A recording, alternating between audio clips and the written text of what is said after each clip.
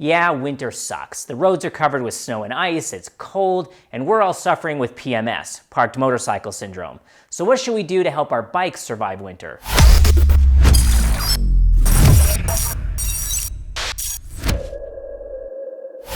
There still seems to be this idea that a great way to take care of your bike during the winter is to head out into the garage, start the engine, and let it idle and get warm. This is actually one of the worst things you can do. First, a motorcycle doesn't even charge the battery when it's at idle. And second, you have to let it get completely warm, what's sometimes called heat soak. Even letting an engine idle for 15 or 20 minutes isn't enough to get the engine warm enough, and you build up acids and condensation in the oil. It's best to just let sleeping dogs lie and let your motorcycle remain dormant for the winter. However, there are a few things you can do to prepare your bike for that wintry hibernation. It's a good idea to thoroughly wash and wax a bike before you put it away. If you leave bugs on the paint or whatever surface for extended amounts of time, their acidic little bodies can pit and damage the surface. Also, if a bike is washed and waxed, if something were to inadvertently rub against it, it's going to be less likely to scratch. If your bike is lucky enough to live in a garage, just throw a clean sheet over it. If your bike has to endure winter outside, get a high-quality bike cover, one that will protect snow and ice from building up on it and prevent the sun and UV from fading surfaces. Thanks to Amazon, you can get a cover anywhere from $30 to $100. Dealing with fuel is an important consideration, especially if the gasoline in your area is treated with ethanol. Ethanol is toxic to your motorcycle. It's bad enough when you're riding regularly, but it's even worse when that evil corn gas is just sitting in your bike. If your bike has a plastic or composite fuel tank like this bike, ethanol may cause the tank to swell or distort or sometimes even crack. Ethanol may damage the gaskets or O-rings or even fuel lines throughout the entire fuel system. So there are two thoughts on the best way to manage this. One is to actually drain the entire fuel system, then leave the gas cap open to facilitate evaporation. The second method, the one that most of us go with, if at all possible, fill your tank all the way to the top with ethanol-free gasoline. If you're unsure where to find ethanol-free gas in your area, check out puregas.org, and yeah, there's an app for that. If you cannot find E0 in your area, you can put some ethanol treatment into the fuel. Our favorite is Safeguard by Lucas Oil, but Stable and Startron both make a quality product. Depending on how long the motorcycle is going to sit, you may also want to add in a fuel stabilizer. But if the bike is only going to be sitting for a few wintry months, it may not be necessary.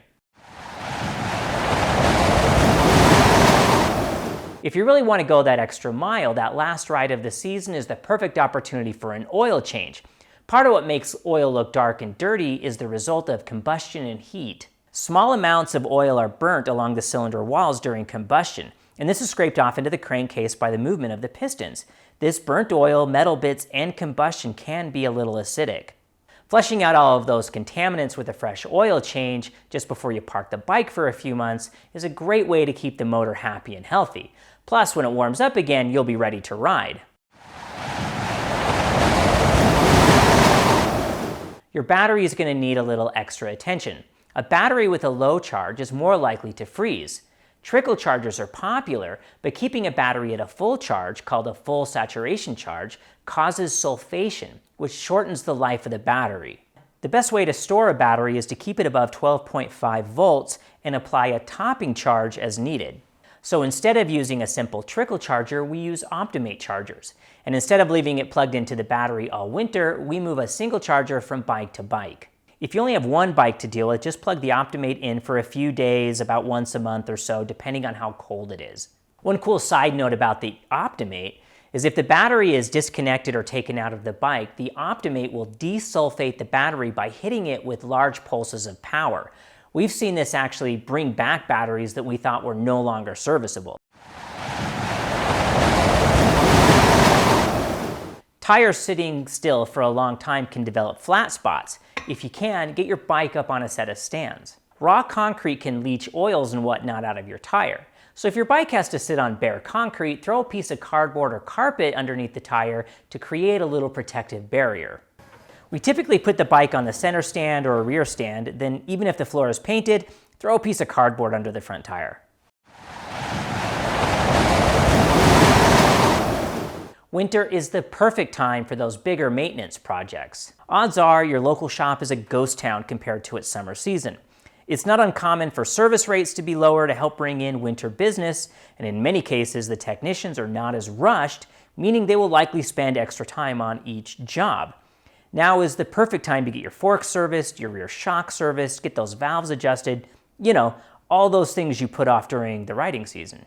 In a lot of cases, you can bring down service costs a little further by doing some of the prep work yourself before you bring the bike in.